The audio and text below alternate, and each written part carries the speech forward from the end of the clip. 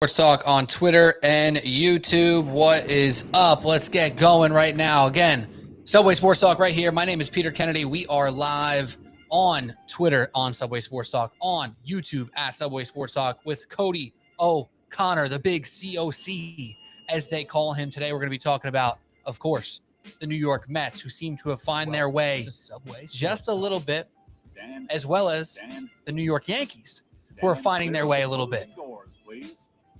We also got to talk about Mike Brown, the new head coach of the New York Knicks. It's an exciting time to be a sports fan, exciting time to be on Subway Sports Talk. Let some people hop into Twitter right now. Make sure you follow along. Make sure you let us know what you think about the Mets, the Yankees, and the New York Knicks. And we're going to have some fun. Let's do this thing.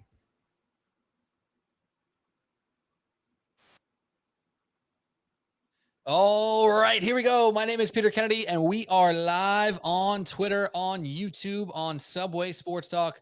Joining me, as he does so frequently on this very special podcast, to talk baseball, basketball, football, and everything in between, my man with the Giants hat on, feeling like a giant over there, Mr. COC, Cody O'Connor. What's up, my guy?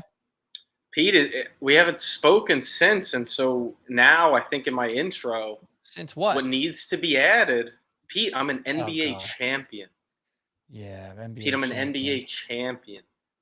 And you're right, I got the Giants hat on, and I'll be honest, Pete, for the first time, like maybe a couple days ago, I actually started to allow myself to think about football, and it felt pretty good. We're not there yet, but it's around the corner enough where I was like, it's okay to start thinking about it. Yeah, it 100% is okay to start thinking about it. And what we're going to do is really talk about it soon. I'm ready to. I actually I got signed by a dynasty league. I became a co-owner of somebody's franchise in a dynasty fantasy league or whatever. My first time in a dynasty league. Congrats. Big buy-in, big energy. And I'm joining a winner. I'm joining a top 3 team from last year's league. And I'm happy to be involved. And he's sending me ideas about trading, Devon Achane for a first-round pick and Juwan Jennings. And my wheels are starting to turn. I'm going, oh my gosh, are we trading? We're trading just in time. Maybe he gets hurt and Juwan Jennings, number 1 out in San Francisco. And yeah, Cody, it's starting. The wheels are starting to turn. The juice is starting to flow. I can't wait for football season. I think we have camp for the Chargers and Lions in like a week and a half or something like that, or like 2 weeks, or like under 2 weeks now.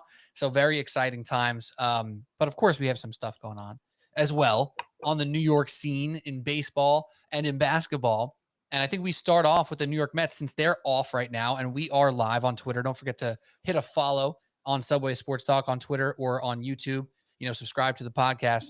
Mets are off. They got rained out. They got a doubleheader in Baltimore now on Thursday. 12 o'clock and 5 o'clock are the scheduled times right now. The Yankees are live, and they're currently up 4-2 on the Mariners. So let's talk New York Mets. Cody, we were in the trenches, to say the least, as Mets fans for a long time here, in June. Basically, since they went to home to play Tampa Bay and got swept by the Braves and lost 2 out of 3 against the Phillies, and then split with the Braves, swept by the Pittsburgh Pirates. They've been back for the most part, playing Milwaukee, playing New York, and a win in the opener in comeback fashion against Baltimore on Tuesday night. Cody, do you feel like the Mets have made it out the other side yet with this whole thing? Yeah, it's why it's such a big deal that they built up some of this cushion early on in the season, that they could go through some of this. And like, while Mets fans are thinking only us, here we go again, this team, da-da-da, the Dodgers are on a 6-game losing streak. The Yankees have had multiple 6-game losing streaks. The Phillies have gone on long skids of losing as well. So it's not just the Mets. It's what the long baseball season is. And it was a perfect storm. I mean, I know it's not that big of a deal to sound like Tyler McGill goes down, but when Tyler McGill goes down and Kodai Senga goes down and Griffin Canning goes down and Sean Manaea still isn't back, and that's 4 of your projected starters that aren't there, then you add all of the bullpen pieces like Max Kranick, who went down, Jose Butto, who went down, Dednell Nunez, who went down. And it's a snowball effect to a point where they're throwing guys nightly that a diehard Mets fan like myself doesn't even know the name of, never even heard of. Those guys are pitching nightly for the Mets. That series against the Yanks, there were very few times that they were throwing guys you knew. And so, unfortunately, the bats weren't going early on during that little swoon of theirs, and the pitching was faltering, and I think rightfully so. And now, hopefully, the bats are coming back alive. They're winning games with offense, which I know both of us have mentioned. You've really been on that front of, hey, can they win some games where their offense is outperforming what their Yeah. pitching is lacking? And they've gotten that over this nice 5-2 stretch against, two really good teams in the Yanks and Brewers. And I know what the Orioles record says is, but if I'm not mistaken, they were like 20 plus games below 500 at one point. So I don't think they're playing nearly as bad a ball Hmm. as they were early on in the season, or as their record might indicate. And that was a gutsy win last night, down 4 runs in the gate. So it feels like it a little bit. You've got Manaya and Senga coming back, which is massive right now. And I think if they could keep focusing on those arms, keeping them close, it seems like the offense is really starting to click, especially since they switched Nimmo to 1 and Lindor to 2 in the order. Yeah, no, it's so many good points by you there. It's one of those moments when you kind of get gut checked as a fan and somebody who has a podcast and works at WFAN, and you're at a barbecue on a Sunday and someone goes, "Who's this guy pitching for the Mets?" I'm like, "Oh, Davinsky? I don't know a thing about him. I couldn't tell you nothing." I looked him up. I'm like, "Oh, he's been playing in the league like in and out since 2016 or something like that." Never heard of him. And I'm you're like, I don't know. honest. He might be Polish. I don't know. Don't know. Couldn't tell you nothing about him other than he's pitching today, right? So for Mhm. them to lose that game only against the Yankees, you're like, all right, listen, that's okay. That happens. It's all good. We're here. And then you move through and you start off the next series and you say, listen, starting off with a win here it would feel like this thing's starting to roll in the right direction. And they do just that in a fashion that makes you have confidence again, right? Like this is a team that we so easily forget early on in the year. We had confidence that they can come back. We had confidence that no game was over until it was over in a good way. Not the confidence that the no game is over till it's over when they're already winning and they might blow it, right? We still have that. We're Mets fans. We're always going to have that. But to feel that, like, oh my gosh, they're down 6-2 and they can come back is a feeling we forgot about for like 3 whole weeks or 2 whole weeks, whatever it was. So to be back in that spot is great. And I love that Carlos Mendoza, he actually made a decision and said, hey, Lindor, moving him to 1 at the leadoff spot last year was incredible. And he was probably the best version of himself in his entire career in that position. So obviously he's going to be there in this season as well. And he was, and it was going well for a long time. And then it wasn't. But he didn't get too stuck on it. He didn't say, "Oh my God, this is what we have to do forever and ever." He made a decision and moved it. And guess what? It's working even better now. Again. So you have to commend that. Huh? How about that? You got to commend him for making that decision. And Nice. now this little trio that was making sense for the Mets early in the year is together again. Lindor, Soto, Alonso. That's what it was to start the year off. 1, 2, 3. Now it's 2, 3, 4, and that's okay because all these pieces are starting to fit into the puzzle board yet again on the offensive side. And that's now with Marte goes out, Winker comes back. So another push and pull on the injury front for this team. However, the offense starts to feel like an offense again because for weeks you felt like they couldn't score a run. Yeah, they were really top four or bust. And it's not to say that it's not that at all anymore, but now the top four is really producing at a level that, like, yeah, we can keep ourselves into games. No lead might be too far away. So, um, and now I don't know about you, Pete. Like, my big question is which of these young guys is really going to take that either third base position, say, or just a starter's role continuously? Like, who's it going to be? Is it going to be Beatty, Right. who's shown flashes? Is it going to be Mauricio, who currently looks really good, comfortable both in the field and at the plate? Or is it Vientos, who I personally still am far from giving up on? I mean, we saw him for the better half of last year and when it mattered the most in the playoffs prove that he can, that more than he just belongs, that he was a huge factor in what this lineup Right. is. And one of those guys hitting and clicking in that 5-6 spot really changes the math of this lineup. So I'm curious to see who that is. And then, Pete, not to get too far ahead, but I Go think ahead. that Get one of those, say, ahead. 4 guys, including Acuna, is almost guaranteed to be off this Mets roster if they're making a move at the deadline that we are thinking and Mm. Mets fans are hoping, which I assume most of us are hoping, it's a big time arm, whether it's in the pen or on the starting front. Now, see, that's not where I expected you to go. I thought you were going to Ooh. go to the point where one of these young guys is starting to show himself as a possible piece for this lineup. I thought you were going the Ronald Mauricio path, Cody O'Connor, In some because Ronnie ways, Mauricio maybe. now, yeah, I feel like you alluded to the possibility of it not being him who's off the roster. So I guess you kind of did and did not go there. But he actually has been for a week or two, 2 weeks now almost, hitting the ball well and driving the Yeah. ball. And this guy who we had all this hope and faith in as a prospect, and then the injury happened. Oh, when's he going to get back up? He gets back up sooner than we thought. And then he sucked. Like he couldn't find any consistency, no strokes of consistency.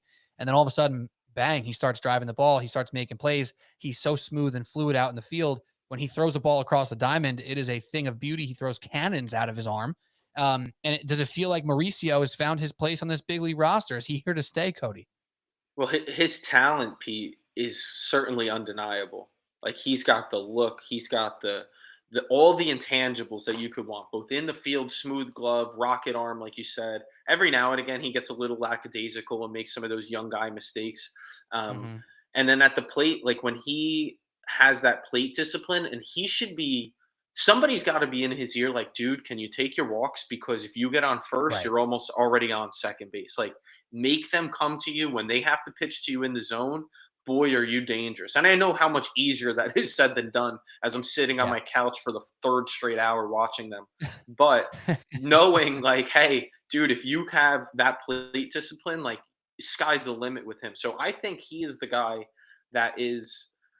He's got the biggest potential where if you end up sending him somewhere in a deal, it is really Yeah. scary that he comes back and Pete Crow Armstrongs the hell out of us again. So Yeah. I'm a little bit PCA nervous adjacent. of Mauricio being a part of like a Mitch Keller deal because I've heard talks of Mitch Keller and them wanting Mauricio, which if I'm the Pirates or any team looking to trade with the Mets, I'd be saying I want Mauricio in it, or maybe you want to go the Vientos route. But I mean, again, I still have this hard time. Are you on the same page? Do you have a hard time with getting over this Vientos thing and saying like, let's give the next guy a shot, or are you more in the camp of like, let's just kind of slow play and see if we can get the guy back that we saw last year, and knowing sophomore slumps happen so often. Yeah, it's not popular and it's not for good radio, but I am absolutely in the business of waiting and seeing because this guy proved that he has talent, proved that he can drive the baseball as well as hit for average. And for him to, battle an injury or two, obviously struggle so far this season is disappointing and a little bit disheartening, but I'm not giving up on this dude. If you want to send him down and do that whole rigmarole, knock yourselves out, it's not really what I want to do, but this team is proving that they can weather the storm through ups and downs. I mean, they weathered the storm and are still double-digit games above 500 when like Pete slowed down, Lindor was bad, Soto was the only one hitting, the pitching was all hurt, and they weathered the storm. They had a few bad weeks, they bounced back. Mhm. Now, Vientos is still struggling. He's only been back for what? Does he have 26 at bats, something like that, since he's been back from injury? Has like 2 hits or 3 hits. It's been pretty bad. You have to wait and see because I always am a believer in what is your best possible outcome. If your best possible outcome is having Mark Vientos in this lineup, then you have to see that through, right? So unless there's some option that is so clear cut better, and we're seeing this with the catcher position right now, then you have to ride it out. Since Alvarez has gone down, Torrens is not hitting. Like Sanger is never going to be a guy we rely on with the bat, but Torrens was very clutch and very successful at the plate so far this year. And since Alvarez is down, he's doing nothing. Like, is he a little more consistent behind the dish than Alvarez was when he was in his struggles? Absolutely. And that's what you expect and take from a backup catcher. But Alvarez has to come back up at some point. To me, Vientos has to continue to get at bats for this team because he is the best possible outcome for this roster. And if that's the case, until that's not the case, I should say, Mhm. I'm rolling him out there. Let's see what he's got. And that's why I'm happy Mauricio got this leash. Because guess what? Over the last 15 games, Ronnie Mauricio, or 15 days, he's played 9 games. He's got 2 home runs. He's batting 357 and he's got an OPS above 1,000. Okay, let's go, baby. We're cooking now, right? Because he was out here hitting probably 210 for the first month of his career up here, or first month of this season up here. He's starting to get going. He's starting to figure it out. He's starting to seem more comfortable. And that's how this works. Vientos might need the All-Star break. He might come back swinging hard. And you have to give him that shot. He's earned that luxury, in my opinion. I couldn't agree more. The thing with Vientos, if I'm not mistaken, he doesn't have any options left. I don't believe he could be sent back down to AAA. Hmm. I think he'd have to be Good DFA'd, point. sent out, whatever the case may be. Which is it is pretty important in here because I think there would be a world where it's like, hey, let's do what we just did with Alvarez, let him get his mind right down in Yeah. AAA. But I completely agree that like the best version of the Mets lineup includes Mark Vientos hitting well. If we don't, we probably don't realize in Arizona how bad Corbin Carroll was comparatively to his rookie year in his sophomore year, and now he's back to being an all-star type player. So like Right. that Even though stuff, Soto should have gotten over him. yeah, Right. he should have been in over multiple people. We both know that, but We'll go through that in a little while. maybe it'll light a fire under him a little bit more. Yeah. Um, but I completely agree that Mark Vientos in this lineup. And like think of it as we get down the stretch. Like I love what I've seen from Ronnie Mauricio. I've really liked what I've seen from Brett Beatty. But if we're Yeah. talking Perfect. September and October baseball, how comfortable are we as Mets fans with those type of guys in the lineup over a guy in Mark Vientos that we've already mentioned what we've seen from him? So I'm in the same camp of like, let's just let him work this out. And I don't want to change, like, I don't want it to seem like I'm so patient that this hasn't bothered me. It's frustrating the hell out of me watching him Yeah. come up to the Brutal. plate and either strike out or roll over a ground ball. 2-0 last night, he rolls over one in a big spot. And it's like, damn, man, really? Like, again? It got so bad that they had Travis Jankowski come in extras, pinch hit It's a just to bunt. bunt for him in that Yeah. spot where you tell me that last year, you're going, what? First and second, nobody out in extras with a 1-run lead and we're pinch hitting for Mark Vientos to give away an out. But at the I'm moment, like in the moment, Pete, I don't know about you, I was okay with that decision in that moment. So I'm glad you brought that up because it was something that I was a little bit torn about. I actually felt like I wish he had that at bat because Soto drove in the run right away and the Mets got the lead in the top of the inning. It was a very low pressure spot, right? It's first and second. There's Certainly no outs, less. or they already got the lead, right? Right. If he hits into a double play, it's absolutely disappointing because he's obviously not running that well. He never does, but he definitely doesn't run super well right now. Yeah, a double play is diabolical and disappointing right there for sure. But you come in, the Mets already got the lead. You go up, no outs with a chance to do something. And that feels like the type of moment that can really change momentum for a player, right? If he can drive a ball into a gap right there, if he can, God forbid, put one out of the park right there, that's a moment that we look Yeah. back on and say that's a turning point moment for Mark Vientos. I love that if Janikowski was in the lineup or they pinch hit for somebody else in that moment and he did the bunt like he did, great. I love the baseball of it. I love how they pulled it all off. However, my gut reaction, my gut check was that I wish Vientos got a look there. I wish he had that chance because you know that feeling, Cody, of like even back when you're a kid, right? If you get up and your team is down one in the last inning versus you get up and the team's tied, right? Like there's such a different level of pressure where you say, all right, well, Absolutely. I can't lose the game right now. We already got the winning run. We already tied the game, etc. Let it loose, let it fly. And that's when you see people really execute at a higher level after they're putting so much pressure on themselves because the pressure gets taken off. So that's why that would be my anti Travis Jankowski pinch hit bunt right there for Vientos to actually get a chance to create some juice. You know what else happened right after too, which I didn't even Or think about, and I wonder if Lorenz. Mendy did. Well, they intentionally walked McNeil, which Right, was right away part of the thought for me was, yeah, to I'd get love McNeil up McNeil there. coming up with second and third and one out, and they walked him, and I go right away. I go, oh shit, that was smart. And then it's like, all right, now you've got Terens coming up, another huge ground ball double play candidate in the catcher, and so that part of it had me rethinking afterwards a little bit, even though, like I said, in the moment when Jankowski came up to bunt, and again, I'm thinking McNeil's coming up behind him, that's when I was a little bit better with it. And then I thought the Orioles played that really well. And luckily it worked out because when Brazaban came in, I know we both said it. I was like, oh, this game's over. I was Yeah. texting my other buddy, like, if it's not Not in a good way. Diaz, Not over, not in a good way. Yeah. yeah, yeah. I'm like once I'm like, oh my god, like Diaz threw 10 pitches. I'm like, oh, I know it's a game in July, but I really want this one. Like, let's throw him back out there. And we saw Brazaban warming up, which I thought it'd be Ryan Stanek. And Brazaban looked as good as he has, from the beginning of the year. I mean, he looked really, really sharp last night. So Great win for Right. them He did. He to was going hopefully hard. keep this momentum going. Now to talk through some numbers here, and if you're watching on Twitter right now, drop in the chat who you've been most impressed with over the last 2 weeks, because I'm curious, Cody, who you think. Mm. Because there's some good numbers if you roll through all this stuff. You have Soto. We know what he's been doing over the last. This is over the last 15 days. So depending on how many starts everyone got, I think the max is 12. Mauricio and Beatty got 9 and 10 starts, but you get the idea. Over the Can last I 15 ask days, really Soto's quick batting. Oh, go before ahead. you go forward? Do you have a guy in mind that you think is like the clear cut answer for this? Because I do already. I kind of do as Okay, well. let's For roll some big through moments, anyway. but let's roll through. Yeah, yeah, yeah. I have a guy. I don't know if it's gonna be the same guy or not, because I don't think Okay, his numbers are necessarily the best. I okay. just think there's something happening there. So Soto's batting 372. He's got 4 home runs. So Alonso's 318. He's got 3 home runs, 11 RBIs. He's got back to himself a bit.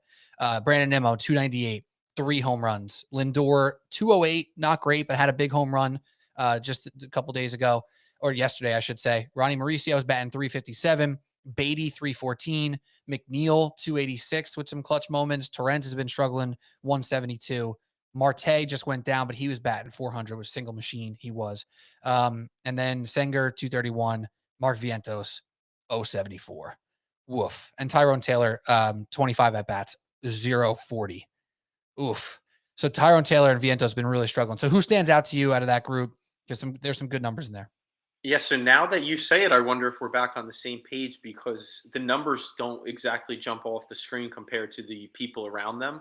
Like Yep. Alonso's super impressive. I love how he's bounced back every time it feels like he's about to slump. He just looks like back to locked in again right now. Right. But to me, it's Brandon Nimmo who's been Yes, like, I sir. feel like he's hitting everything hard. He's setting the table again. He looks like Brandon freaking Nimmo again, like Yep. working at bats. And Lindor mentioned how much he credited him taking like an 8 pitch at bat before that single in the eighth after, and Lindor goes yard right after it. He says, like, I got to see every single pitch because of it.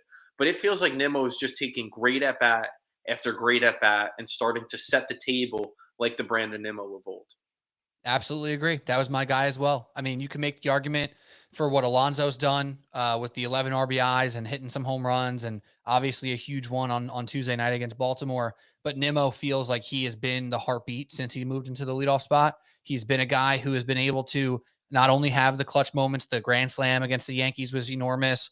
Like what he's done in those clutch spots has been great. But again, it's kind of that mentality. Like this is a guy who has batted leadoff many times in his career, is a guy who has stolen 3 bases in the last 2 weeks. And that's something that we haven't seen much of him lately. So that's been really nice to see him moving really well as well. So Nimmo feels like an X factor type over these last 2 weeks, despite being outshined by numbers from some other dudes. But yeah, I'm all in on the Nimmo train batting leadoff because he just feels like this true Met. And I saw today was supposed to be his 1,000th game as a New York Met, which is pretty cool because you look through this team and yeah, we're starting to be really familiar with certain guys, Nimmo, McNeil, Alonso, etc. But you really got to start to think about it when Nimmo's been here for a long damn time. Man, he's been doing stuff for this team for a long damn time, and the fact that he's still kind of providing not just veteran leadership, not just the energy, but production in the top of the order. I don't think that's something people expected from Brandon Nimmo this year, Cody. I don't know if I'm alone on that thought, but I don't think people thought he'd be a key offensive production contributor. I don't think he was. I think the thought was Lindor, Right. Soto, Alonso, and Mark Vientos. I think Yep. coming into the year, it was like everything after that is kind of icing on the cake. But I mean, Nimmo has been kind of, I feel like, a spark to this, nice 5-2 stretch over the last seven to hopefully right the ship and what seems like it's been righting the ship. But you pointed out some really good numbers too. I mean, Brett Beatty coming up to the plate, I've got that confidence back in him. I feel like he's been hitting breaking balls really well. He just seems like he's staying back and just driving the ball both sides of the field, both gaps. I know he hit a homer against the Yanks. We know what Mauricio, we've already mentioned what he's been doing. Jeff McNeil feels like he's just kind of been steady, essentially since like the All-Star break last year. It's like a Hmm. Jeff McNeil that I think a lot of people gave up on. I don't know where you stand on that. I don't think we've talked about it. I've always been pro Jeff McNeil. Like even back to when Alonso took the Mets by storm, I was the guy that was like, yeah, but Jeff McNeil's hitting 315, and like Right. every time he's up, like I want him up with runners in scoring position. Like I trusted him as much as anyone on the team. So he's been great. And outside of the lineup, I just want to make sure I don't forget to mention just how freaking good Edwin Diaz has been. Like in a Oh man, bullpen that lights is out. filled with question mark after question mark, he is just coming in every night and seemingly locking down. And it's been huge. So I just want to make sure I mentioned Edwin Diaz, that we didn't forget how damn good he has been and how important that's been for them. Well, I'm glad you brought it up because it's time to talk pitching, which is the less fun part to talk about with the New York Mets right now. But that obviously leads us into the trade deadline conversation, which we're going to do, and then we'll flip over to the Yankees for a little bit, who are up 6-2 currently on the Mariners. So if you're watching with us live on Twitter right now, we are live on Twitter and on YouTube. If you're watching on YouTube, make sure to subscribe. On Twitter, make sure you give us a follow. And shout out to y'all for always tapping in. And again, go to TikTok. I'm posting like a madman on TikTok right now, like 3 times a day, Cody. I know you're not on TikTok like that, but I'm ripping talks up and down. Whoa, whoa, whoa, whoa. Sound a little weird. Do I have to pause myself there? you know, Woo-hoo-hoo. my That was brain close. didn't go there, and usually it just would. So maybe it's not that bad, or Okay. maybe I'm I'm slow ripping. tonight. You know what? Screw it. I'm ripping talks every day. Every day I'm ripping Whoa, talks. That's whoa. you never rip a talk early in the morning. It's fantastic. Anyway, Yeah, it wakes let's me up. talk. Let's talk about some pitching here for the New York Mets. Obviously, the injuries are just crushing the rotation right now. Senga, McGill, Manaya, all 3 guys who we looked at coming into this year saying, hey, those 3 guys aren't going to be off the charts, amazing, incredible, but they are going to be solid enough to keep this rotation afloat and give this offense a chance to do what they have to do, right? These are the things that we said coming into the season. Then we see Senga was awesome. Look at his ERA. Obviously, he wasn't going super deep, but he was awesome. McGill was very good. We haven't even seen Manaya yet. Peterson and Holmes have now become the steadying forces on this rotation, and they're starting to show a little cracks here and there in their performances. Not that they've been horrible, they just haven't been great as of late. And now Montas is all of a sudden a guy. It's like, dang, we need Montas to do a whole lot for this rotation every single 5 days. Oh, that doesn't feel great, right? So you're starting to feel this little pressure from the pitching side of things. So first and foremost, how are you feeling about the pitching? And then secondly, how do you feel about this trade deadline coming up? Do you think they actually go out and get a starting arm? Because that's the big question. I think it's a guarantee for them to bolster the pen in some way. David Stearns' MO is to just add pen arms as much as humanly possible. But do they bolster this rotation? And what's your stance on the starters right now? It's where I would go. If I had it my way, Pete, I would be aiming at one legit starter. And I'm not saying it has to be, a bona fide ace, but a guy that you could say he's in our playoff rotation, right? And I've heard Mitch Keller thrown out. I think that's a good idea of the type of guy that could be brought over. But I'm absolutely thinking, yeah, like I don't know how much we can rely on all these guys to stay healthy. And if you add one guy, and let's say they are healthy, a 1 through 4 that includes Senga, Manaya, Peterson, and say Mitch Keller, that's a pretty damn good 1 through 4 in your rotation. You Seriously, have the yeah. potential to put Clay Holmes in the pen as like a long relief, or maybe like a David Peterson was last year for the Mets in a hopeful playoff. So I'd be in the market for a starter, and like you said, a pen. Like I'd love one legit like setup guy for Diaz. And I think you guys mentioned this on the last pod. I said it to a buddy right when it happened, like how important AJ Minter going down was going to be, the math that it was Right. going to change, the guys that are going to get pushed into that spot. I thought that was like a crushing blow. I know Brooks Raley's coming back, so maybe he's like an addition at the deadline type of guy. But I'd be saying great deadline looks like one bona fide starter, setup guy, and then one more reliever that you could feel pretty good about, pretty reliant on. I'd be happy Right. with that. I know people are going to say a center fielder. I'm personally, I don't think that's nearly as big of a concern as getting arms and more arms and bolstering that rotation. And of course, the bullpen, like we said. And shout out to D-Rels in the chat on YouTube. He's saying trade Beatty now. I know, Cody, you said you don't hate that sell high potential on that front. Would Beatty be a guy that you throw in for arms? Like, is that a guy who you're willing to part ways with for an arm, whether it be a starter or a pretty good reliever? I like Beatty. I really do. I have since he came up. But I think they're at a point where it's like it's going to have to be somebody. You're going to have to cut ties with somebody that we've now gotten a little more familiar with. It's not just a prospect.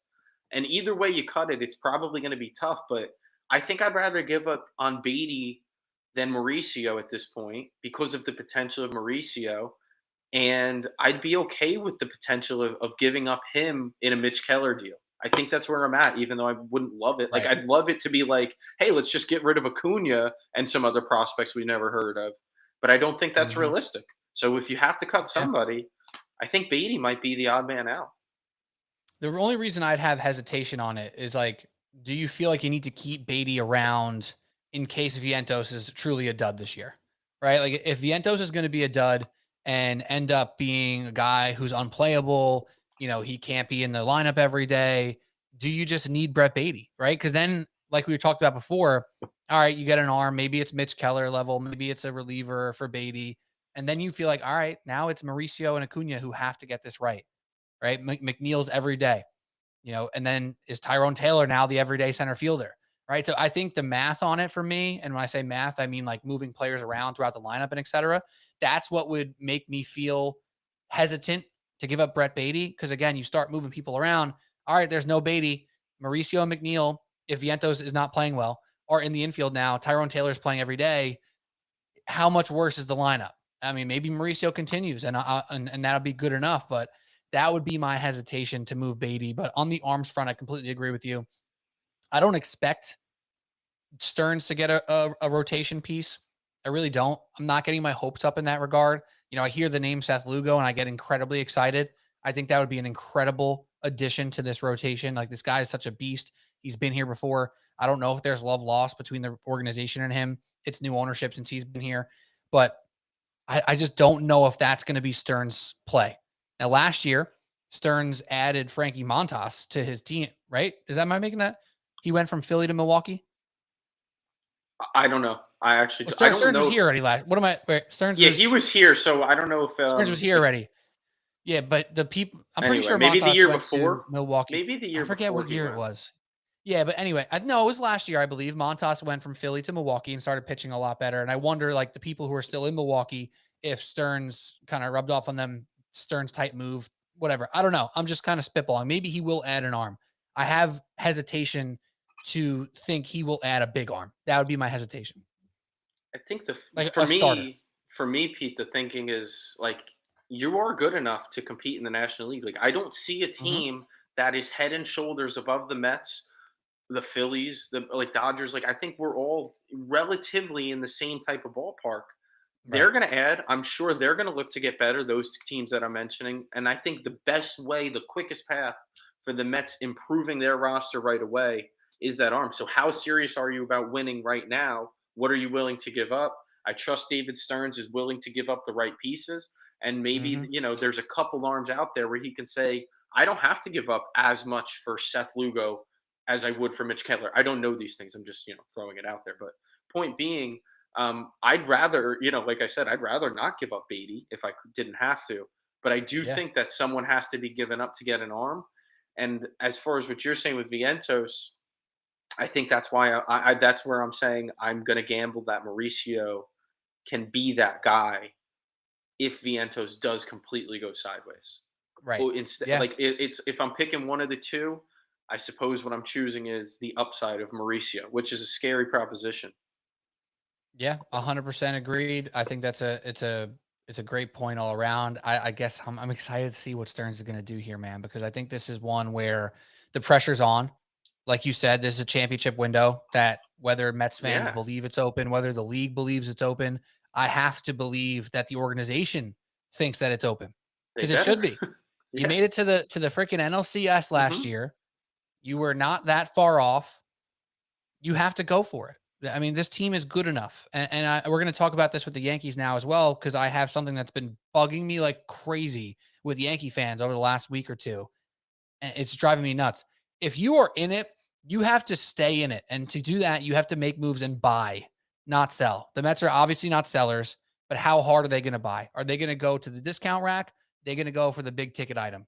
I don't expect the big ticket item, but if they did, I think it'll boost Mets fans' feelings about what's going to happen after the All-Star break. So I'm excited to see it. But let's make a switch over to the Yankees now. And this is Pete Kennedy and Cody O'Connor right here on Subway Sports Talk. We are live on Twitter, live on YouTube. Shout out to everybody who's tapped in. We have a couple people in YouTube watching right now. And on Twitter, I just lost the number. We are at where are we at here? We're over 100 people in Twitter as well. So thank you for tapping in and drop some comments in there as well. We'll be happy to chat with you guys up in the chat as well. Okay. Talking about the New York Yankees, Cody, I just have to say this. It drives me insane to hear Yankee fans say that they should sell. There is no selling for the New York Yankees right now. That should not be in the vocabulary of a New York Yankees fan. This team is not where the New York Mets were in 2022 with Max Scherzer and Justin Verlander when they sold off those guys, which was a good move. They were 5 games under 500. They had a 17-game deficit to the Atlanta Braves in the NL East when they traded Max Scherzer. This is not that. This is not the same. Yankee fans, take the word sell out of your vocabulary. There's no reason for it. You were in the World Series last year. You have the best player on the planet. Yeah, you're dealing with pitching injuries. Garrett Cole's been out all year. Clark Schmidt getting out for the season absolutely stings. Luis Gil hasn't pitched yet this year. He should be back kind of soon. This team's still good enough, man. If you're a Yankee fan and you're sitting here and you're scared of the Detroit Tigers, who are you? Who do you think your franchise is? The Tigers have been a great story this year. They've been awesome. Okay. They haven't proved a damn thing. You're scared of the Toronto Blue Jays because you got swept? Grow up. You're the New York Yankees. You got guys on this lineup here that are creating depth that you didn't have last year. You had 2 hitters last year, 2.5 when Stanton was finally healthy.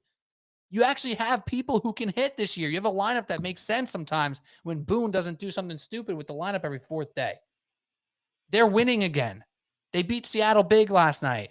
They might win again tonight. And all of a sudden, the Yankees are going to be 13, 14, 15 games above 500 again. You're going to say, all right, World Series, here we come.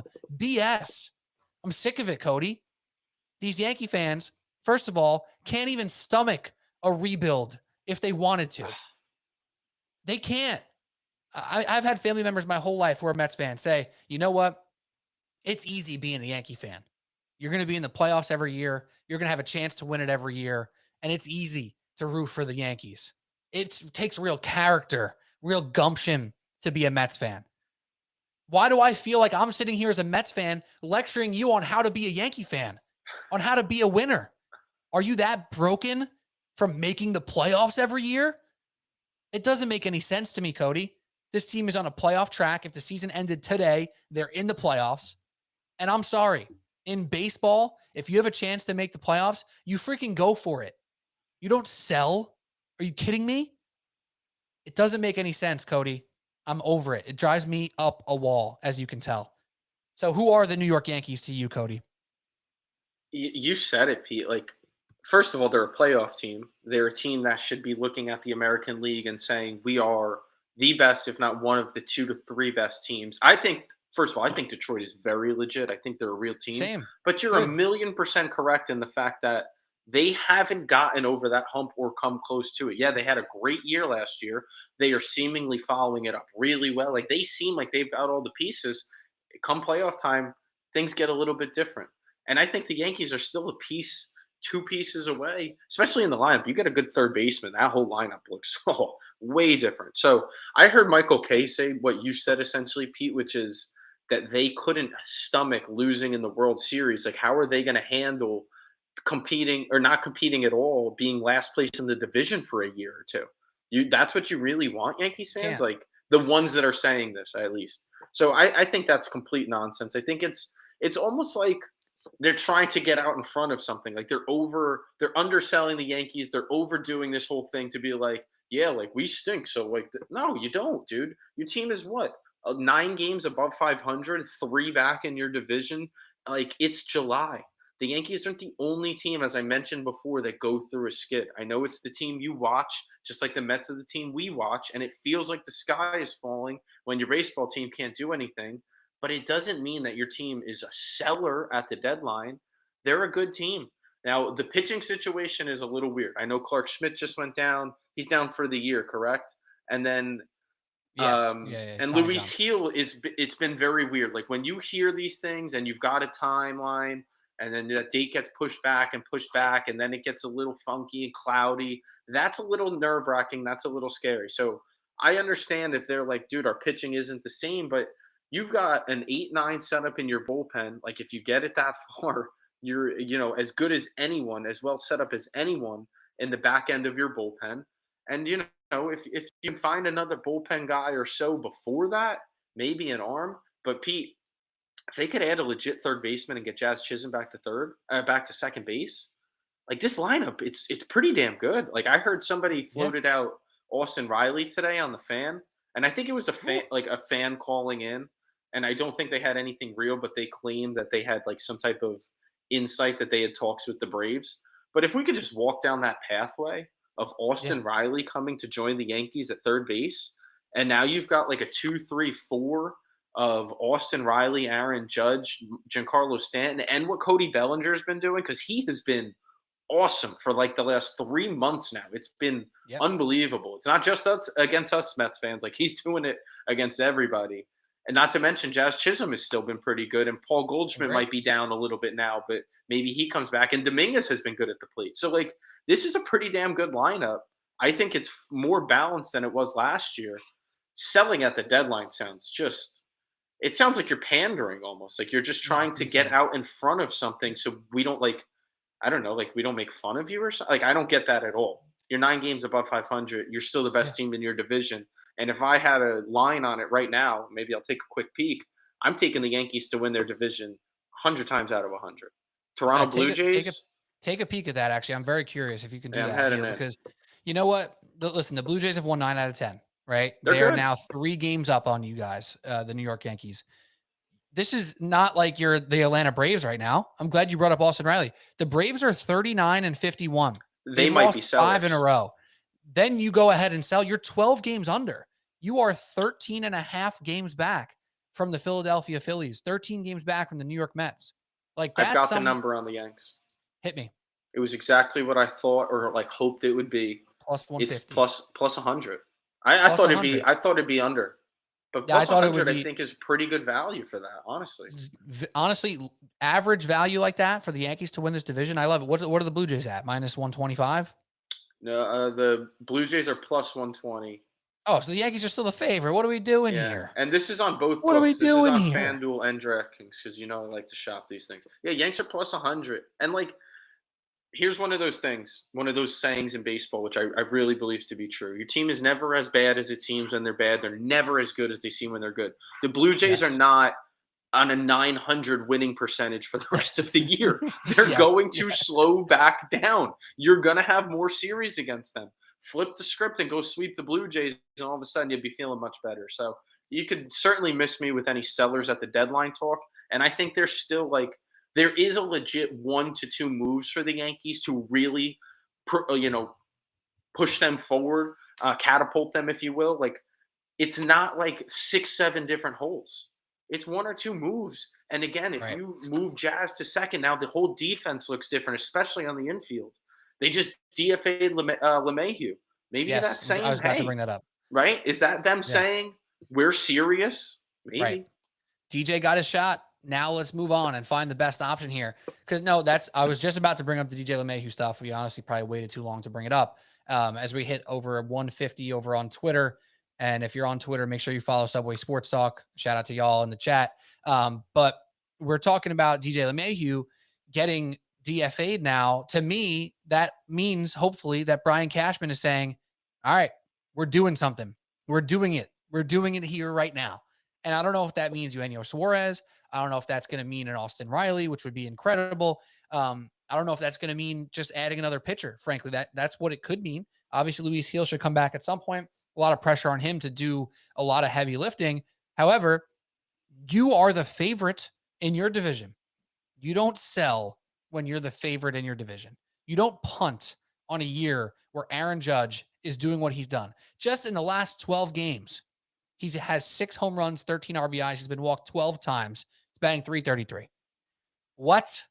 Jazz Chisholm, 5 home runs. Cody Bellinger, 3 home runs. Austin Wells, 3 home runs. Jason Dominguez, batting .364 over his last 10 games. What are we doing here? This team is good enough to compete, man.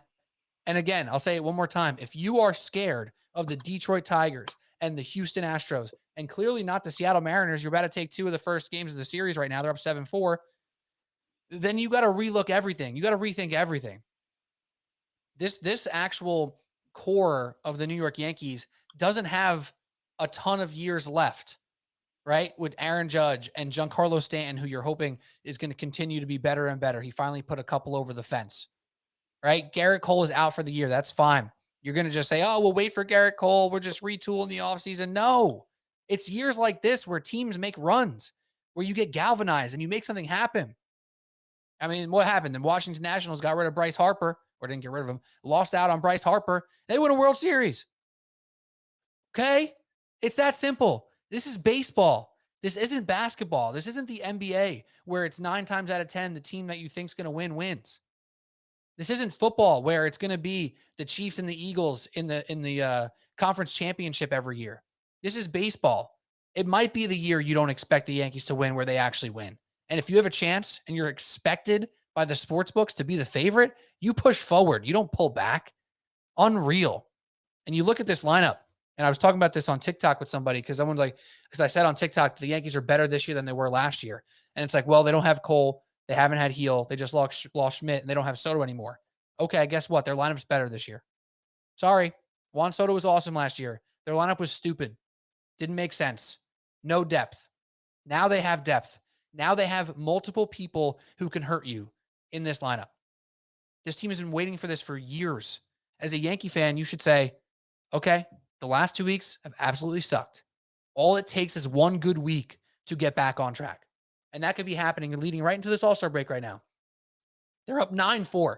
As we speak, Cody, they're scoring more runs. So I just don't understand that mindset from Yankees fans. And it all ties back to one person, Cody. It all ties back to Aaron Boone. Is it possible that Yankee fans are just so fed up truly when they say this, they mean it? And it's not just Mark Shenlugan in our chat. It's a different Mark in my other chat. I have 2 Marks who are big time haters. It's other people on Twitter. I want the Yankees to lose so they can finally get rid of Aaron Boone. That's been the sentiment. What do you say to Yankee fans that tell you that if you're actually trying to give them a real response instead of make fun of them? Oh, okay. I have to rethink that then. No, I honest to God, I once again think that is way more like we're getting out in front of this thing. I really do. That's what I genuinely believe. You want to lose to the Mets all of a sudden? Please, you want to lose to the Mets? Get out of here with that. Like, it's funny. Mark was going off in that chat one of those days. I think it was the Saturday. The Mets won like 12-5 or something. And I was with my brother and another Yankee fan who I had met at the wedding we were at. My brother's a big Yankees fan. And so I asked him, I'm like, what do you guys think of Boone? Like, what does the rational Yankee fan think of Aaron Boone? And what he told me was that he thinks Boone is essentially just a puppet, and that these are numbers and analytics that are coming in, and those off days and some of those decisions aren't just Aaron Boone, that it's coming front office and down. And that Boone is maybe making bullpen decisions. He might make pinch hitting decisions, but I don't know that it's Aaron Boone that says this guy is off on this day, or if it's just because think about the system that they had. Organizational decision. Does that seem like it would be just an Aaron Boone feel? Does it not seem like it is a system set in place that is way beyond Aaron Boone? So I think he's being used as a scapegoat, but like, he can't just be the problem every single time you lose a game. Sometimes it's because you guys just didn't hit with runners in scoring position, or when there was runners on for them, you gave up a big hit or you couldn't get out of those jams. And that's just baseball.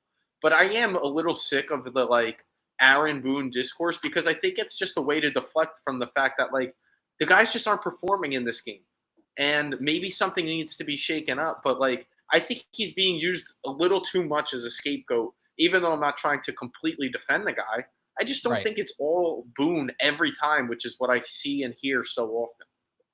So I put out a TikTok earlier this week, Cody, talking about Aaron Boone. And I was like, very simply, all you Yankee fans want Aaron Boone gone. Let me just ask you, who's the replacement? Tell me, because the grass ain't always greener on the other side. So who's replacing him? Because a lot of people say fire Boone, and then what? Who's your coach? No name pencil pusher for the Yankees organization analytics department. Like, what is really the move after that, right? So I got over 100 comments on the TikTok, which was great. Great, thank you for the engagement, everybody.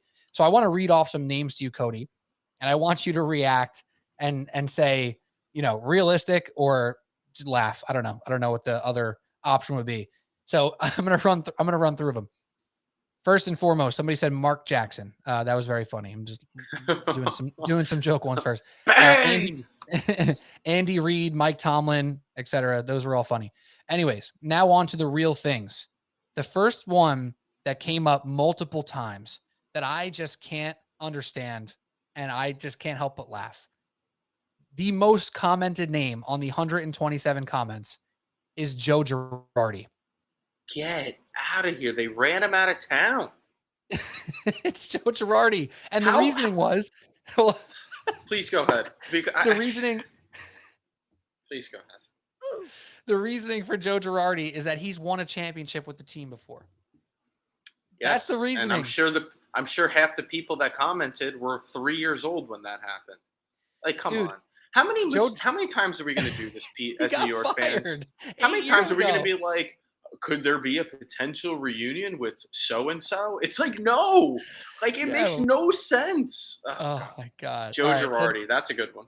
I thought, so the first time somebody wrote, there's like one of the first comments, somebody wrote Joe Girardi. I actually thought it was like kind of a joke. I thought somebody was doing a tongue-in-cheek comment there. And then all of a sudden it's like, no, Joe Girardi. I'm like, what? Pete, they fired him in Philly his last time, and then they went to the World Series and then won the division. They got infinitely better the last time we saw him managing. Like, oh, my God. Oh, it's so funny. All right, so that was one. Joe Girardi, we think that you think that one is dumb. Okay, next one. This one, not as funny, but also one that gets brought up by Yankee fans a lot. It's equivalent to Mark Jackson. I'll say that. Don Mattingly. It's just a name that you know. Like, what do you really want with Don Mattingly, other than the fact that you know his name so you can say it in this conversation? And that he was obviously a great hitter for the team in the 90s and 80s, whatever his time frame was. I'm pulling up his coaching record right now as a head coach because let's be honest, he hasn't been very good as a head coach, Cody. He had some good years with the Dodgers. Honestly, won 90 games 3 years in a row. Well, he was with the Marlins for a while, right? And then after the Dodgers, he was with the Marlins for a long time. I mean, the Marlins are a trash heap of an organization, so I don't really want to blame Don Mattingly. Right. But like, this isn't a guy who's like been around here as like this insane coach that's been rewriting history in the coaching ranks. So I don't get that necessarily either. So Don Mattingly was a big one. Another one that I thought was a joke the first time I saw it, and then it got commented about 12 more times. I think this is the most ridiculous, hilarious thing I've ever seen in my entire life. Alex Rodriguez. A-Rod. Wow, he's going to own the Timberwolves and manage the Yankees. I love that. And you know what? Maybe he'll get back with J-Lo in the meantime. So, A-Rod, people were saying he knows the game. He's one of the guys who knows the game better than anybody. And he's also, this threw me for a loop, he's just a great guy on the microphone. And I'm just like, yo. I'm shocked Derek Jeter isn't being thrown around more. Hold on. We're getting there. We're getting there. Yeah, because it has to be a former Yankee. That's the only person that could come in and manage the Yankees when you're so mad about Aaron Boone doing it. So, my stance on Russell Wilson, right? Like how I think he's a freak of nature. Like, I just think that when the quarterback, like when he speaks to a microphone, I just think that he's I thought you meant like athletically. And I was no. Like he runs okay. He used to be a freak athlete. Now he's old. He was a good athlete. Yeah. Okay. As a human being, I think he's a little bit off the rails, and I think that he wants to be so perfect and so like robotically amazing guy, quarterback dude, that he's just seems like a psychopath, right? I think A-Rod, if Russell Wilson's a 10, I think A-Rod's kind of like a 7 on that scale. That's a good. And I think Yankee fans would absolutely hate him. They would despise Alex Rodriguez as their head coach. They would despise him. Okay, so that's number one. Next one, since you already mentioned him, people truly commented Derek Jeter. They really did. Okay. Derek Jeter is going to be the manager of the New York Yankees. Realistic? Does Derek Jeter have interest in managing the New York Yankees or any Hell team for no. that matter? Hell Like, no. I don't even want to say like Derek Jeter couldn't be a good man. Like, he had a great baseball IQ. But I don't. Nobody knows what he wants. Like, he doesn't seem in any way interested. So again, a bit. Zero You know interest who else I seemingly. assumed would come up by now is Buck Showalter, because that's another name people know. Buck Showalter got a comment or two, which again is just hilarious. My guy is like, he's a good coach. We like Buck Showalter. Everyone likes Buck Showalter. He's not the answer. Okay. He's not the answer. Let's get Never into has been. some other ones here really quickly, because now we get into some options that I think are interesting. Okay. Okay. First one, Casey Stengel. Yeah, I've heard that name thrown around a little bit. Very funny. He's probably passed away, right? He's probably dead. That was a joke. So here we go. Here's some real ones. Carlos Beltran. I like that. I like Carlos Beltran. I was excited for him. I was excited for him to be the manager of the Mets. I was too. So sure, but he's not coming in mid-season, obviously, maybe in the offseason. And is he not in the Mets organization still? I mean, not to say like he can't be poached, but isn't he still in the Mets organization? He's with somebody. He's not with the Mets. Oh, he's not? Okay. I thought he was still. Oh, maybe he is. I thought he was something where it was either minors or front office scouting. I thought he was still within the organization. Front office role. Beltran spent some time at the Yes Network. Returned to the Mets. Special advisor to the GM. I think he's still there. I'm not sure. Maybe you're right. Doesn't matter. Interesting guy. I would like to see That's a Beltran good name, though. I do like that name. Like, I was a little upset when he was, I don't know, taken out of the spot of potentially being the Mets guy. Yes. Agreed. Now this one's a good one because I'm 99% sure he's currently the bench coach for the Yankees. So this one makes sense. Brad Ausmus. Shout out. There you go. There's somebody who might make sense. I wouldn't have any real information on that. So I don't care to pretend to know who that is. But if I said all the ones that we're making fun of, Cody, I got to at least throw out the ones that are kind of interesting. Oh, super fair. I just don't want to be like, oh, yeah, Brad, last name you just said, has great, people skills and, I don't know. So I have no idea. So he's a guy who's been a head coach before, a manager before for the Angels and the Tigers. And now he is the bench coach of the Yankees. He knows the organization. He's around the players. If people like him, that could be good. I'm sure he'll be very similar to Boone. The other one that I guess is more of a reach for people because he's a very likable dude. He's a really smart dude and has worked with many pitchers in his day. David Cohn. Sure. Great. David Cohn would be really cool. Is he interested in becoming the manager of the New York Yankees? I don't know. And then last but not least, the last interesting one that I saw, again, who knows if he actually has interest or not, Jorge Posada. I think catchers tend to make great managers. So I'm always going to be interested in a catcher who wants to be a manager. But again, are we talking about real life or are we talking about people that we know, right? And again, as we're speaking currently right now, Cody, 2 comments came in for Willie Randolph. I actually heard that one earlier too, and I thought that was going to be one of your ha-has from the beginning because I heard that name. So let's fire Aaron Boone and bring in Willie Randolph. Let's bring in A-Rod. Let's bring in Buck Showalter. Come on, dude. What are we talking about here, man? What are we talking about here? Ooh, we got a couple comments, Pete. I think it's my cousin commenting. So shout out my cousin Drew. He said Aaron Boone's a bum, but there's zero chance he'd get fired mid-season, which I completely agree with. Agreed. And then he threw out Brad Ausmus, which I've heard that name too thrown around as a potential candidate to fill in. So at least that's a name. In a world where the Yankees actually do fire Boone mid-season, which is again never going to happen, it would be Brad Ausmus who takes over. But if they cut ties with Boone in the offseason, keeping somebody to become your actual manager who's been around the stink a little bit may not be the move. So I think I like Brad Ausmus. It's great. Seems awesome.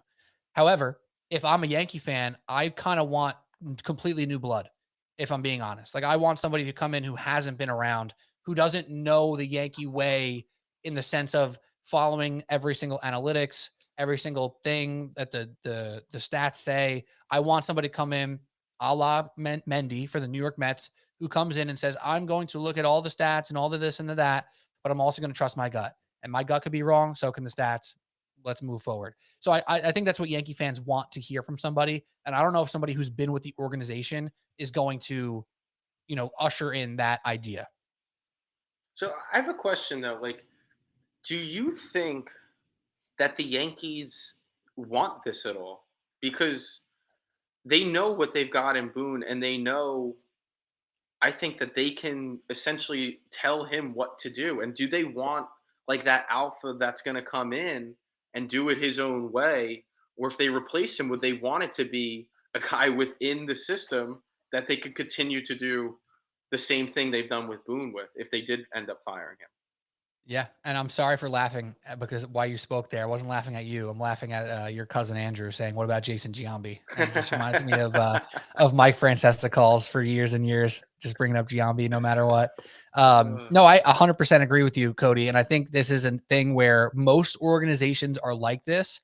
And I had a caller call into the fan when I was producing over the weekend, and he's like, "I gave myself a homework assignment, and I actually went and watched every team over the last month for a game or two to see if I thought it's just the Yankees that play this stupid way and like play where the manager should be fired."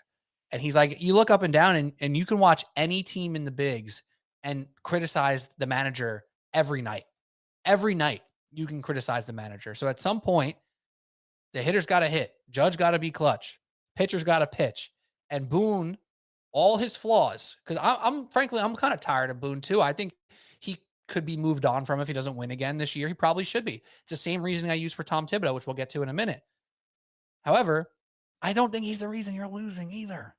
Right? It's like, come on. He's not the reason you're losing. But if you want to cut bait after this year, if you don't make it to the World Series again or don't win the World Series again, you should.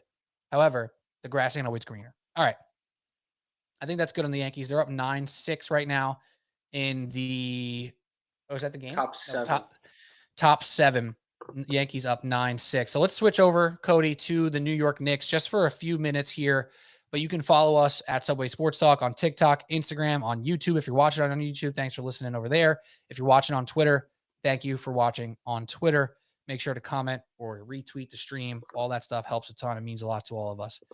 So, Cody, you might be an NBA champion, but us New York Knicks fans are still waiting for that feeling again, or most of us for the first time. And now there's a new coach in town for the New York Knicks. His name is Mike Brown.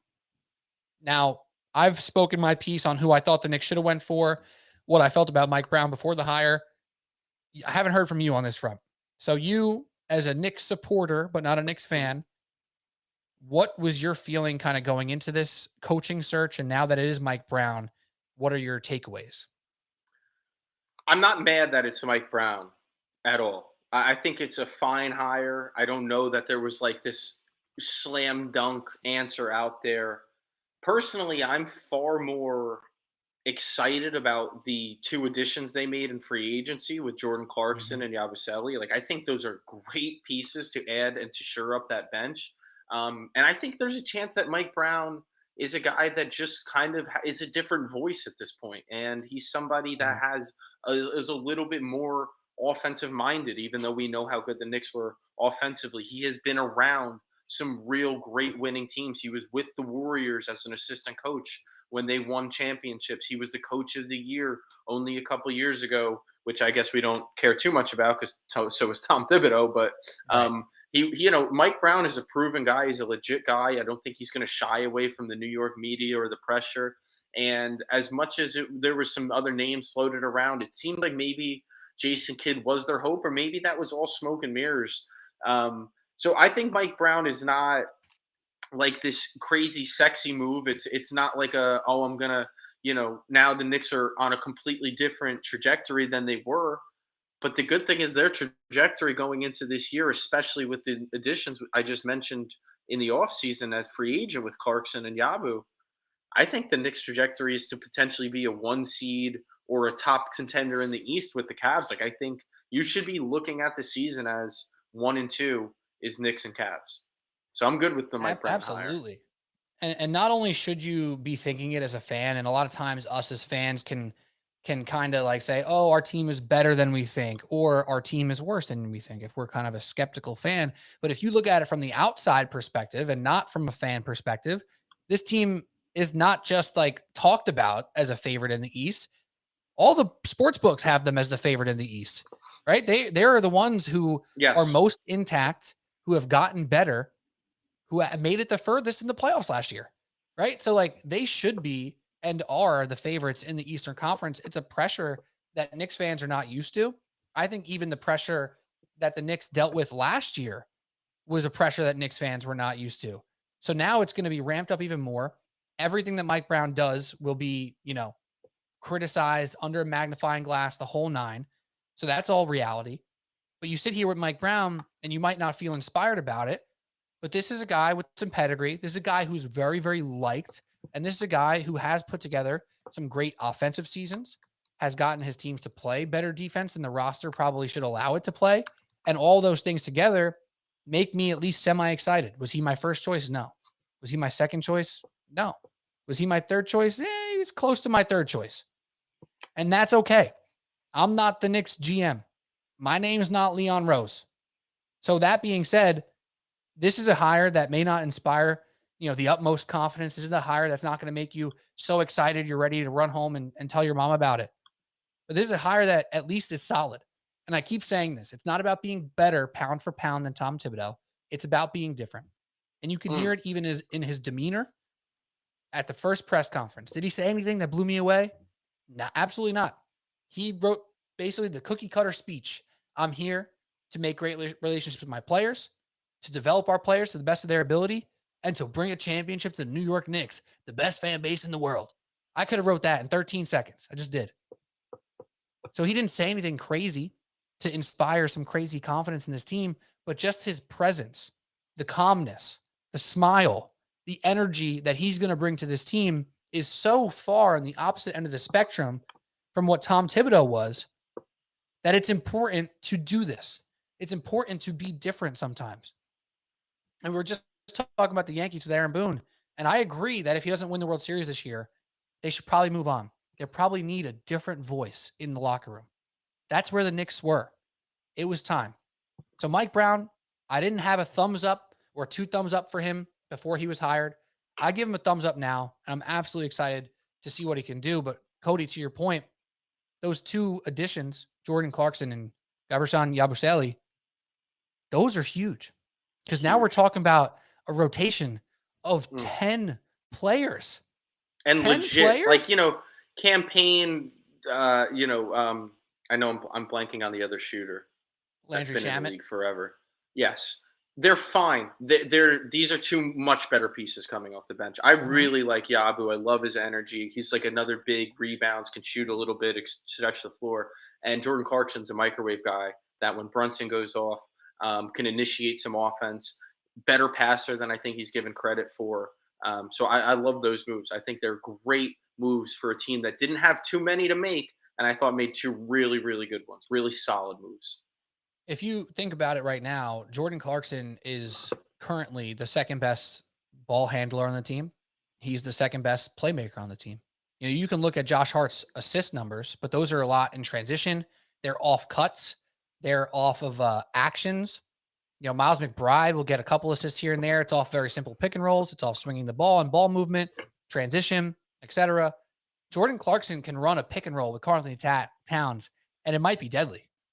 Jordan Clarkson can attack the paint off an ISO and not just get to a jump shot, but can get to the free throw line, can get to pass to other shooters and to other cutters and things like that. This is a guy who's averaged 5 assists a game for the past 3 years.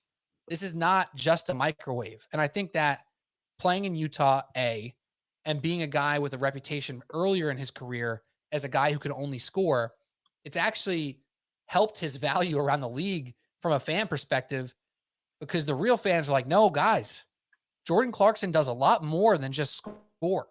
And in fact, his best attributes are not just shooting. It's getting to the free throw line and passing. And all of a sudden, this year, getting to the free throw line became a bad thing, apparently, Cody. That's what happens when you have nothing else to say about a star. So it's a bad thing to get the free throw line. But you think about the Knicks roster, and Jalen Brunson gets to the line, Cat can get to the line a little bit. McHale doesn't. Josh Hart doesn't really Nope. want to that much. OG doesn't. Miles McBride doesn't. So having a guy off the bench who can create without even plays, without an action, just add an Yeah. ISO, get to the free throw line, and average 4 or 5 assists a game.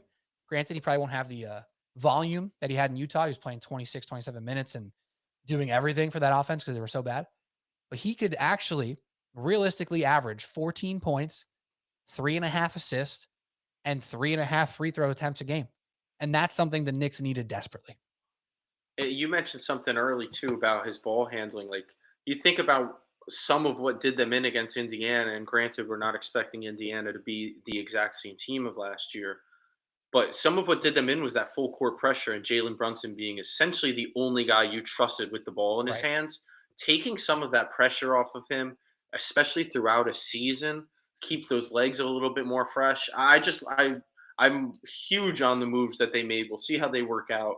And I don't think again, like the coach, they're not incredibly sexy moves, but I think they're really important ones. And so I'm excited to see what the Knicks are in a year that I think you've got to look at as a Knicks fan. Like this has to be it. Not like it's just going to go away after this, but man, do they have a great shot this year, as good as a shot as they've had coming into any year to build on last year and to take that next leap and take the East, which is super gettable at this point. So let me ask you these 2 questions, and then we'll say goodnight for the podcast here. And again, thank you for everybody watching on Twitter. We're up near 200 people watching on, or over 200 people who have tapped in on Twitter. I don't have the YouTube numbers in front of me, but for everyone watching on YouTube, shout out to y'all as well. And if you're in the chat right now, let me know your answer to this question, because Cody, I want to ask you, who do you think they should go with for the starting lineup? Do they go Brunson, Bridges, OG, Cat, Mitchell Robinson, or should they go Brunson, Bridges, Hart, OG, Towns? I think this is not going to be one solid, like specific answer all year. I don't know that this is going to be one starting 5 rotation all year long. I think the league's starting to move a little bit to double big territory, and the Knicks got it. So maybe Josh Hart's best role is coming off the bench, is being like a game wrecker off the bench, just a high energy guy. And Mitch is the one that you're starting. And now you're running Jordan Clarkson out there with him and Yabu out there with him and 1 or 2 of those starters. So I think my initial answer would be Mitch and Cat starting together with the double big, see how that goes. And I think that might be their best chance with Hart coming off the bench, playing some of his best minutes from there. So I think part of that conversation goes to then what does the full second unit look like, right? It's going to be very infrequent that you have a full set of 5 bench players on, but if you did, you'd have Miles Bridges, Jordan Clarkson, Josh Hart, Yabusele, and then, you'd have to figure out Miles who's playing McBride. center. Oh, did I say not say Miles McBride? You said Miles Bridges. Oh, sorry, Miles. I saw Miles and McHale. Did a little combine, and then it's another guy. It's totally understandable. Yeah. So it's McBride, Hart, Yabu, Clarkson, and I saw a backup center that I didn't know, but I saw him thrown out as far as their second unit. Yeah, Huck Porty. And then you still got what do you think? I don't know what you guys feel about like Tyler Kolek or some of the other young guys, if they're going to see real minutes or if they're going to be used as maybe a piece at the deadline. Who knows? Maybe have an influx of guys. What I'm excited about is Mike Brown seems like the coach that is going to be able to say, hey, guess what? The Knicks are up 15. Let me put Pacom Dadier in the 3rd quarter and see if he can hang around next to Jordan Clarkson and Miles McBride, right? Because it's really important to figure that out in games like that. It's a low pressure spot, right? And like Tom Thibodeau did no experimentation in low pressure spots. Like there was no reason. Yeah, he did. Dadier not in low pressure. He did it in the Eastern Conference Finals. That's when he experimented. Yeah. But you're right, dude, it's huge for those development and figuring that stuff out, man. And I think Mike Brown's going to do that. If the Knicks are going to fall off a cliff to the point where they can't win games because Tyler Kolek or Pacom Dadier got 4 minutes in the 3rd quarter, then they're not good enough. Then they're not a good enough team. Agreed. I'm sorry. Completely agree. I don't think Mike Brown will do what Tom Thibodeau did and play all the starters 38 minutes a game. It's not going to happen, especially with, all the conversations around it for the past year now, or 2-3 years now for that matter. Like you're going to have to take a look at Dottier and Kolek in normal game situations, not in the fourth quarter when it's out of hand, right? So I think you're going to see those guys with inconsistent minutes, but minutes, inconsistently consistent, if that makes any sense at all, right? So I'm excited about that. And I think the flexibility of like Brunson can sit for 8 minutes and you're going to not feel like the world is falling. And that's huge. Now, did Tibbs have that? Maybe not, right? Fair. Because McBride's not a true backup point guard. He's more of a backup combo guard, and Hart's not a backup point guard, obviously. Clarkson can do that. Clarkson can be that guy next to Miles McBride. So I'm pumped, dude. I'm very excited about where this team's at right now. I am too. Like outside looking in, I'm so excited to watch them. I'm so excited for the season. Like, thank God OKC won, so I can look at it in this light. Because if not, I'd be Yeah, hibernate. I'd be in a dark hole, like completely covered up. Now I can't wait for the Netflix documentary to come out because it has Hallie and SGA both in it. So I'm pumped to watch that. Where I wouldn't watch it if they didn't win. I'm just being honest. So right. I'm pumped for it all, man. It'll be fun and What the exciting. Hallie? I want to try to find the NBA odds for next year really quickly before we say goodbye here. So we have futures, the conference winner, the Cleveland Cavaliers are the favorite at plus 245. The Knicks are second at plus 290. Decent jump down to Magic plus 550. And then you got a slew of Sixers, Bucks, Hawks, and Celtics all in the plus thousands range. So the Knicks are second favorite to win the conference and to win the championship entirely. You have Thunder are the favorite. Shout out to you, Cody, plus 260, pretty Yes, large sir. favorite. Rockets, Nuggets, Cavs, Knicks, and Cavs and Knicks have the same championship odds at plus 850. Dude, yeah, So yeah, I know it's real. we're an Eastern Conference pod, Pete, but the West is going to be sick with what the Nuggets and the Rockets both did. Oh, I know we're It's both gonna jacked be up on the it's gonna Nuggets. be a fun season. Well, I guess Oh you're not jacked up on the Nuggets. You're yeah, probably scared I'm now, but you're I'm I respect think of it. that no, I'm way more because we got one. No, I got one now, Pete. So it feels like the pressure's off, and I could really enjoy next season. And of course, I'm like hoping my team repeats and all that. But I'll be able to watch it in a much different light because we got one, because they got a chip, they got that kind of monkey off the back, and now it's just going to be a blast to watch these teams duke it out next year. I can't wait. Yeah. Nuggets made great moves, maybe the best value to win the championship of anyone. I'm very excited. The Nuggets, man, they made some awesome moves. I really, really love what they did. But that's all we got right here on Subway Sports Talk. I think I just lost Cody O'Connor. That's, I guess, good timing since we're finishing up right now. So if you're here on Twitter with me right now at Subway Sports Talk, thank you so much for tapping in. We had over 215 people pop into the Twitter Spaces or Twitter Live, whatever you want to call it, as well as on YouTube. Thank you for jumping in as well. Follow us on social media at Subway Sports Talk on TikTok, on Instagram, and on X. So shout out to all you guys for tapping in today. Thank you for listening as always. And thank you to Cody O'Connor, the big COC, as we like to call him, for dropping the knowledge as he always does. So thank y'all for listening. We'll talk to you soon. Cheers.